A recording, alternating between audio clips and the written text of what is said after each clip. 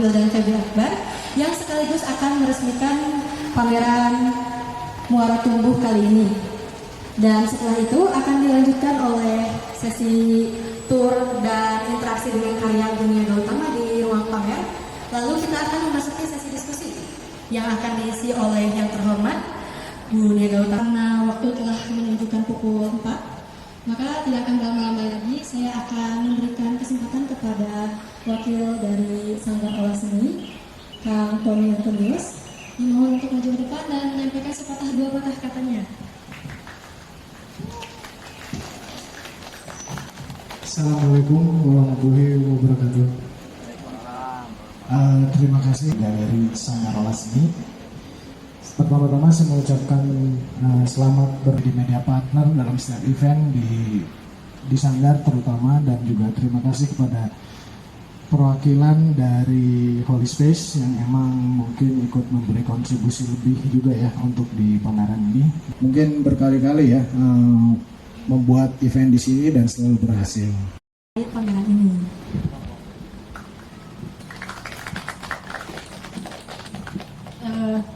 Saya diri ya, saya kecil soalnya. Bang Panex, Indonesia Art Documentary, dan juga Mikrofon ID. Bismillahirrahmanirrahim. Assalamualaikum warahmatullahi wabarakatuh. Salam sejahtera, Om Swastiastu, Namo Buddhaya, salam kebajikan bagi kita semua. Sampurasun. Alhamdulillah, alhamdulillahilladzi arsala bil huda wa dinil haq. Allahumma shalli ala Muhammad wa ala Muhammad amma ba'du. Pak Jajang Supriyadi, kemudian Pak Asmujo dan Kang Vincent yang expert di bidangnya. Tepat 2 tahun yang lalu saya berdiri di sini dengan Pak Jajang, Pak Asmujo, dan Kang Tony mengadakan Beacon Camp Bandung Art Concentration Camp di sini. Hanya posisinya berbeda. Saya hanya sebagai kurator pendamping Pak Jajang, Pak Asmujo yang meresmikan. Tapi saya punya sesuatu yang tidak efemeral, yang abadi, ya, tenang. Itu saya hanya bisa kasih buku ya. Ini memang bukan buku saya, tapi saya punya banyak koleksi buku karena saya pernah menjadi, ya sampai sekarang sih sebenarnya menjadi pejuang buku juga. Ini buku bagus. Sebagai simbolis, Kang Wildan akan diarahkan ke dalam ruangan dan nanti Kang Wildan akan diminta untuk menyiram karyanya Bunia Gautama.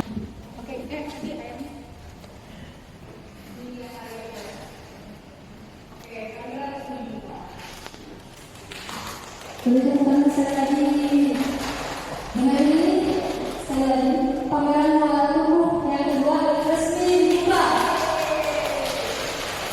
Nah, teman-teman sekalian, setelah ini akan ada. Itu yang saya coba baca satu-satu. Jadi kerjaan saya itu pernah 1 tahun bacain open call. Terus saya cek, oh ini open call ini tuh merupakan bahasanya ini ya. Terus ada satu waktu, nah ini yang mungkin menarik ya. Tahun 2013, 2014 waktu itu BACA kedua, Tepu sama Baba itu ke luar negeri ya, ke Prancis waktu itu residensi. Terus saya cuma mulai ngecek gitu. Nah ternyata di tahun itu tuh masih open call itu nggak ada poinnya tuh studio base gitu, bayang nggak? Kalau lu baca, oh ini harus tinggal di studio. Tapi tahun berikutnya ada 1 poin tambahan, ini menarik banget kalau buat saya, sehingga masuk ke karya efemeral tadi ya. Kenapa mulai bisa diapresiasi dan mulai diakuisisi lah katakanlah ide dasarnya ya.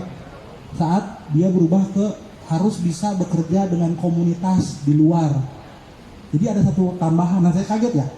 Kok ada perubahan ini, dan itu bermuara sampai nanti ke arah kolektif dan lain-lain. Ternyata 2014 seperti itu, 2015. Nah akhirnya kan kita lihat sekarang bagaimana kerja dengan masyarakat itu atau dengan luar itu punya garis atau punya nilai tambah. Nah tahun 2014 saya ingat banget waktu saya cek, sekarang open call tuh udah muncul kayak gini ya. Nah saya mulai narik garis-garis yang saya pikir ini jadi keyword, karena ini tuh jadi kartu kamu waktu mulai ngomong. Karena tema tuh banyak, kamu harus ngegait kan, bener nggak? Kamu kan kayak punya kail ya, ini harus kena. Nah kail ini kan bentuknya bentuk keywordnya misalnya kolektif sekarang. Kalau kamu tahu tentang hal itu, kamu bisa langsung ngebangun narasinya, bukan dicocok-cocokin sih sebenarnya.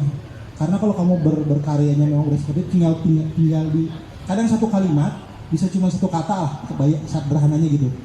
Nah akhirnya makin fasih, circle-nya makin luas dan saya sih melakukan karya ini beberapa kali ephemeral dan akhirnya munculnya di Sedekah Benih.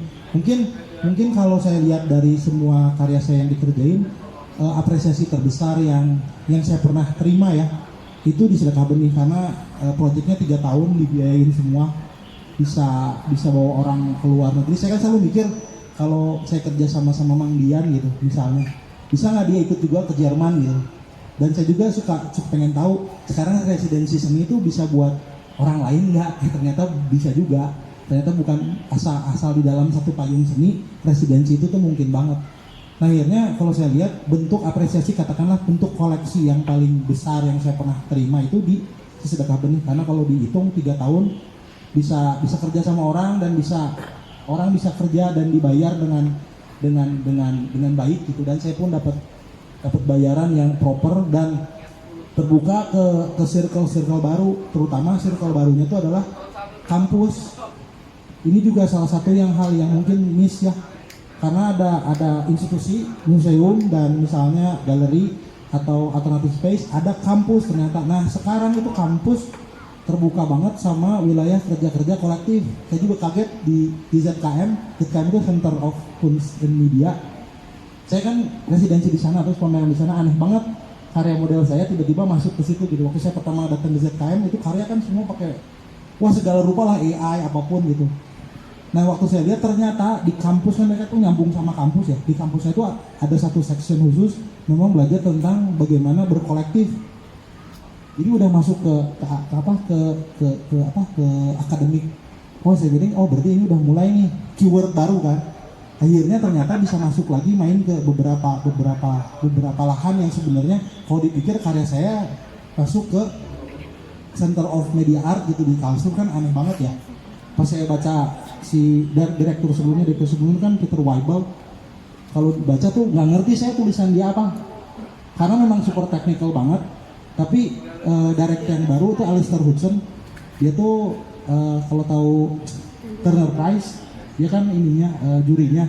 Terus saya waktu makan sama dia, ini orang gimana ya kok dia bisa di sini. Ternyata mungkin dia juga bingung untuk jadi direktur itu terus ngobrol, gue tahu larinya kemana. Jadi kita sama-sama ngobrol dan tahu direction kemana, model-model karya-karya yang kayak yang saya, dan dia juga bisa aja. Dan ini hal yang menarik yang buat saya, yang saya pikir ini bisa dilihat bahwa sebagai bentuk apresiasi dan kemungkinan dikoleksi. Nah berangkat lebih jauh lagi, mungkin itu salah satu strategi yang bisa diambil ya. Mungkin lebih baik kalau mau nanya langsung case study, jadi saya bisa langsung kalau misalnya mau ngobrol, karena kan susah banget kalau saya jelasin semua secara detail. Nah cuman terakhir itu waktu saya nggak mikir, koleksi kan kalau model nulis proposal terus diterima kayak belum ngerasa dikoleksi ya. Terus saya dikontak sama salah satu museum, tiba-tiba dia bilang saya mau koleksi karya kamu. Ini dulu pernah nanya ya, di Bandung pernah ditanya saya gimana cara ngoleksi karya kamu, sekarang ada museum nanya saya mau koleksi karya kamu langsung. Terus saya tanya, emang kamu tahunya dari mana karya gue? Lu yakin? Kata gue, ya gue udah ngikutin karya lu dari tahun 2015. Jadi tuh ngeliatin website gue tuh diliatin, kata gue canggih juga ya ternyata. Terus dia nanya, gue ngerti kok karya lu kayak gimana, cuman gue pengen tahu garis merahnya karena gue harus nulis pasti kayak pengajuan lah. Nah ini masih di tahapnya masih ngobrol ya, cuman dia tuh jelas banget begitu ketemu dan ngobrol langsung bilang tujuan dari diskusi ini adalah mengkoleksi. Gue pikir ternyata bisa juga ya karya model-model kayak gini. Cuman yang saya senang dari obrolan saya, dia ngebuka diskusi.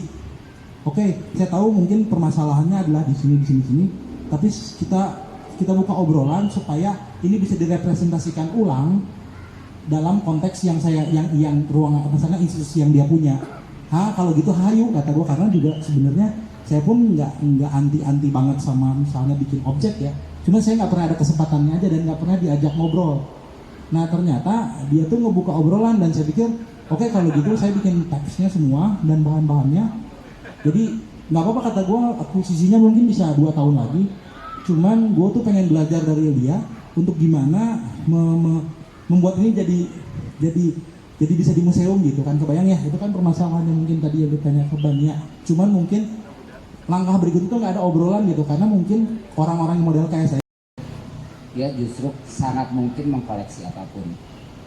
Itu kan kaitannya dengan seni rupa kontemporer yang bisa jadi apapun. Nah, kalau perbincangannya mengenai karya ephemeral ini juga macam-macam sih sebetulnya. Banyak sekali karya ephemeral yang video art itu kan karya juga yang sifatnya ephemeral ya. Ada awal, ada akhir, banyak sekali dari dikoleksi bahkan di Indonesia ya.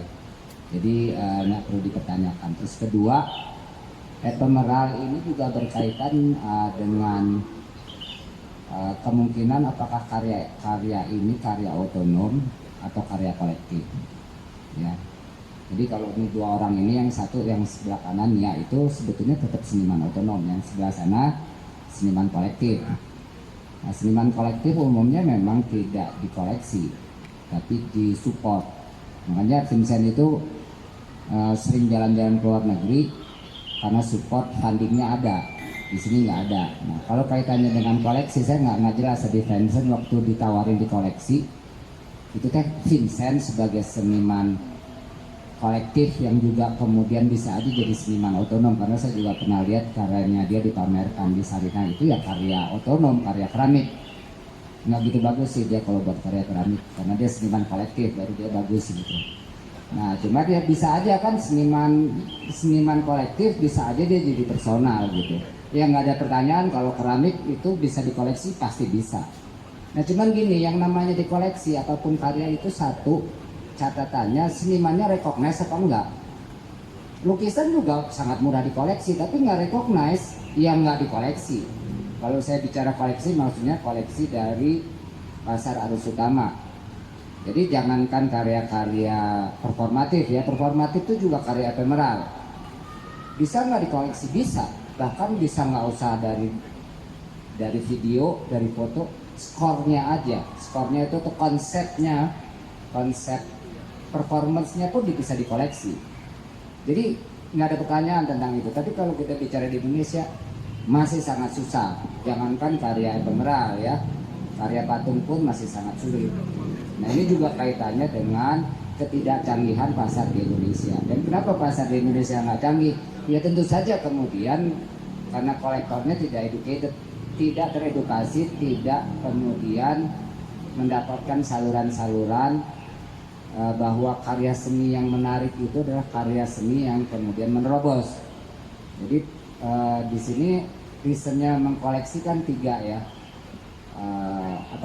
social status ya, terus fetish, ketiga investasi. Jadi kalau sekarang nih pas yang ditunggu misalnya karyanya Icu Christine itu kosong di pasar.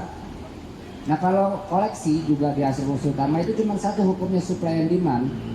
Kalau kemudian demandnya tinggi, supply-nya nggak ada, ya dicari terus. Nah pertanyaannya gini, kalau Icu Christine itu buat karya instalasi, dikoleksi apa enggak? Mungkin dikoleksi. Ini misalnya gini, Hani Wirman itu dulu yang dikejar-kejar tuh lukisannya. Nah terus kan dia kan seniman yang seenaknya, jadi dia tiba-tiba bosan lukis, dia buat patung, buat instalasi. Mau nggak mau, kolektor akhirnya beli juga. Jadi kembali ke misalnya sebagai case-nya karyanya Nia. Ini ephemeralnya gimana? Biasanya pertanyaannya harusnya seniman yang jawab. Setelah kemudian kacang hijaunya kemudian tumbuh, kan mungkin ngebusuk. Apakah kemudian itu karya ini kemudian tetap bisa berlangsung setelah itu kemudian mungkin tumbuh diambil, akan bisa diulang sama kolektornya? Ya harus ada skornya, harus ada skenarionya.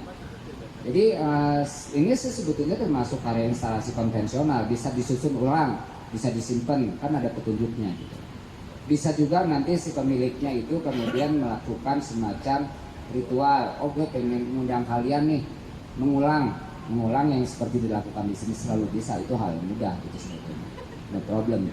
Kecuali dia menyatakan bahwa ini ephemerality-nya berdasarkan satu durasi di mana begitu kacang hijaunya tumbuh selesai. Ya udah, karya ini tinggal catatan yang nanti ada dokumentasinya, ya tergantung senimannya. Nah itu tapi juga mungkin seperti misalnya karyanya Duto itu kan yang dijual waktu dia buat karya performatif itu lebih sulit ya. Performatif itu senimannya kadang-kadang yang dijual itu bisa skenario performance-nya, misalnya kayak Vanessa Beecroft, gimana mau koleksi ya skenario-nya dikoleksi. Bisa kemudian diulang kembali dengan meminta senimannya kemudian melakukan ya tadi performatif ulangnya gitu. Jadi nggak perlu khawatir, teman, kalau pertanyaannya di Indonesia itu masih sulit. Nah, tapi sekali lagi catatannya, kalau Nia nanti terkenal banget, karena gini, kalau kita ngomong koleksi, pasar itu ya pasar, tapi jenis yang mengkoleksi itu kan ada personal collector, ada corporate collection misalnya, ada museum. Museum di Indonesia itu yang mengkoleksi dari nasional punya koleksi, cuman saya nggak tahu mereka masih punya dana nggak untuk kemudian membeli, karena biasanya ada board yang kemudian memilih. Kalau di museum-museum luar negeri mereka selalu terus mengkoleksi. Misalnya pernah dengar istilah ini nggak? Kan seniman suka aneh ya, genre unmonumental sculpture. Unmonumental itu kalau ini gue buat patung nggak mau monumental, nggak mau tahan lama, karena kita hidup di era throwaway apapun. Jadi si kelompok pematung itu genre unmonumental itu pakai plastik, pakai styrofoam, pakai daun, mungkin segala macam. Maksudnya memang gue membuat pameran karya-karya yang tidak terkenal. Nah itu kemudian dipamerkan dengan karya seperti ini ada di galeri. Tapi niatnya itu kan nggak mau long lasting. Tapi karena gerakan itu penting ya, jadi underline itu sebuah gerakan menerobos. Karena dianggap penting, kemudian dikoleksi